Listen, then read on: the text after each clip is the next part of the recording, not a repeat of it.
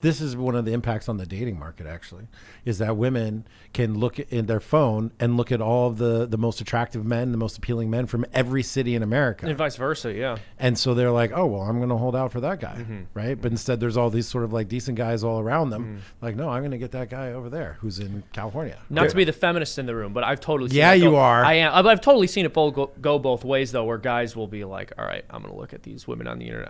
And I don't think there's anything necessarily wrong with that. If you find someone who works better for you and they're not in your community, go for it. But let's break down what's happening. To women, you go on a dating app, they look in their messages, and there's like, they've matched with everyone they've chosen. So they're on Tinder, right? And they're like, ugly, ugly, attractive, ugly, attractive, ugly, attractive. They close the app, and then goes, brr, brr, brr, instantly 3 messages. Yeah. So what's happening to guys?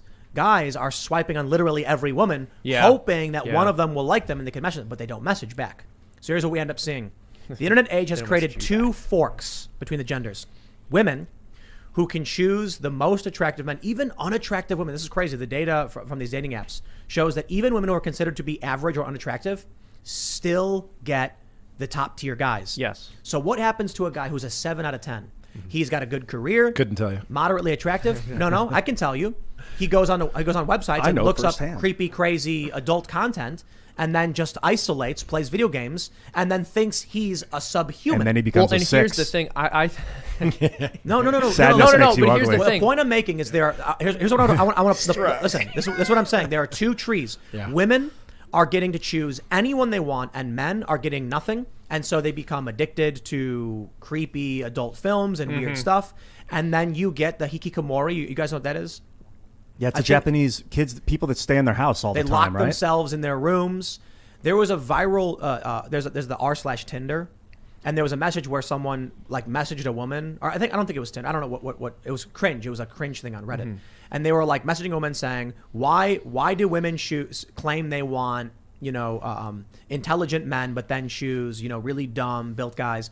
Why won't they spend time talking to us subhumans and things like that? There was this a story I read about incels, involuntary celibates, where apparently some like journalists actually found out they were all rather average dudes. They weren't subhuman. They weren't gross. They weren't ugly. They had good careers, but they thought they were because they could not get a relationship.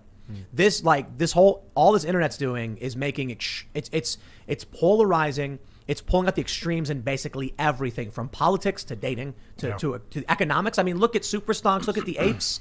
Everything is dialed up to 11 because of the internet, because of the speed of communication. Yeah. So I want to throw this out there.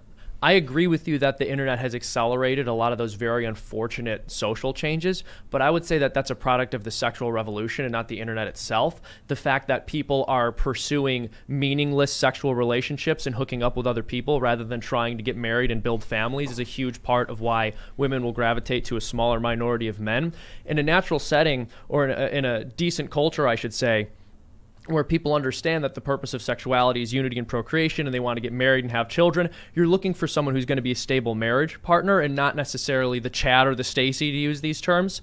And so if you had the internet being used by virtuous people to find a decent spouse, we wouldn't have this problem. But what happens is the woman may be looking for a spouse, to be honest, but the guys who match with her are not. And so then they end up having a lot of meaningless sexual encounters. And then when they're older, and of course there's no meaningless sexual encounter, right? There's some attachment that occurs and then it breaks off and everyone's hurt in some way. And she ends up unhappy because she doesn't find a long-term partner. She found some dudes who wanted to use her body. And then you end up with, like you said, a class of men who a lot of women won't talk to because, well, they are pursuing men who just want them for the short term. They're not looking at the guys who actually would be interested in being with them for the long term.